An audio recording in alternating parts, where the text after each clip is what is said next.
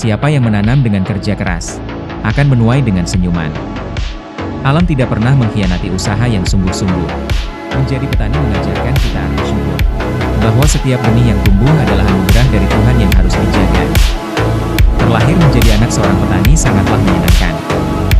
Meskipun kadang hidup dalam kesederhanaan, namun keberkahan keutamaan. Tak perlu minder, menjadi anak petani merupakan sebuah kebanggaan. Anak muda jangan malu jadi anak seorang petani. Jasa mereka sangat berharga. Banyak petani yang melahirkan sarjana, tapi tidak banyak sarjana yang mau menjadi petani. Menjadi anak petani itu lebih mulia daripada jadi anak koruptor. Aku adalah anak petani, ayahku sudah tua, aku pun memutuskan menjadi petani muda. Betapa congkaknya para mahasiswa yang meremehkan profesi petani, padahal mereka adalah anak petani. Alangkah beruntungnya aku yang lahir sebagai anak petani, sebab aku bisa merasakan kehidupan sebenarnya.